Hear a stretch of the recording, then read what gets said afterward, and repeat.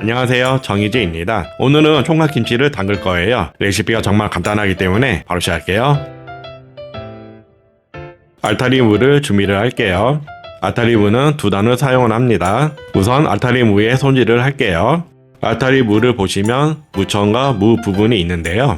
우선 무청 부분이 노랗게 변한 부분은 뜯어내 줍니다. 무청이 너무 많은 부분도 떼어주시면 되고요. 무청의 손질은 노란색 부분만 떼어내 주셔도 됩니다. 무청과 무 사이에 흙이 묻어있는 부분이 있는데요. 그 부분을 칼로 깎아내면서 흙이 묻어있는 부분을 도려내 주시면 됩니다. 무와 무청 사이에 흙이 묻어있는 부분은 칼을 이용해서 다듬어 주시면 됩니다. 알타리 무의 끝부분은 그냥 칼로 잘라내 주시면 됩니다.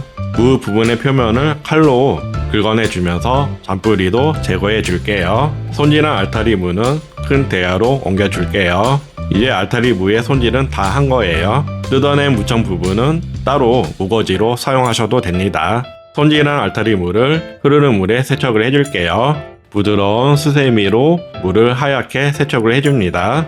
무 부분을 세척하면서 검은 부분이 나오는 부분은 제거해 주시면 됩니다.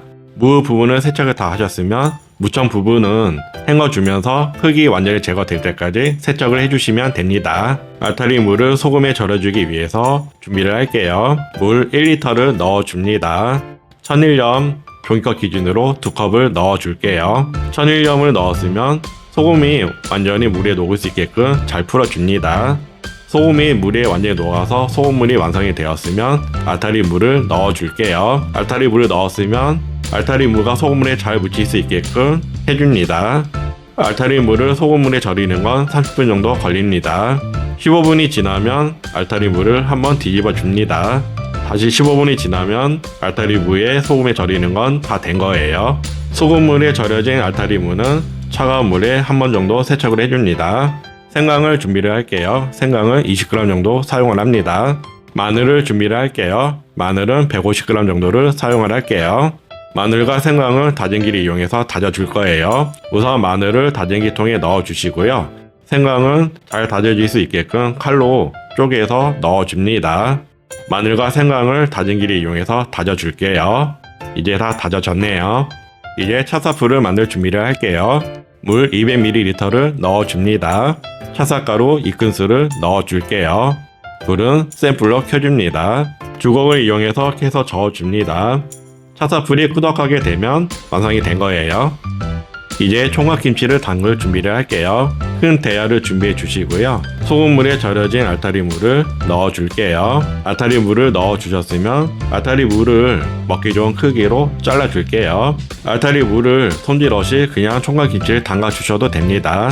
하지만 저는 총각김치를 먹을 때 가위로 잘라서 먹는 스타일이기 때문에 미리 총각김치를 먹기 좋은 크기로 잘라 줄게요.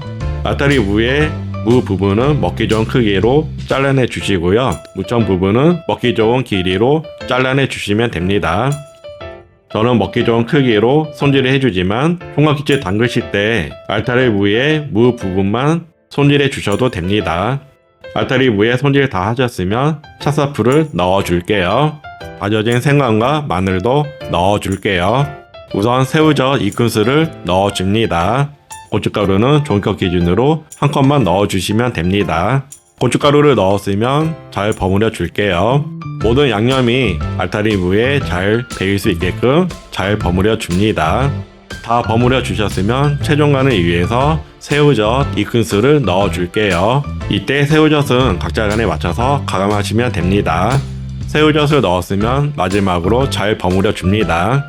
맛있는 총각김치가 완성되었습니다. 총각김치는 알타리 무를 이용해서 담그는 김치입니다. 요즘 알타리 무가 제철이라 그런지 저렴하게 판매하고 있고요. 정말 간단하면서도 맛있게 드실 수 있는 김치입니다. 오늘은 총각김치를 담가 봤는데요. 생각보다 간단하죠? 여러분도 영상을 보시고 한번 드셔보세요. 다음에도 다음 요리로 찾아뵙겠습니다. 감사합니다.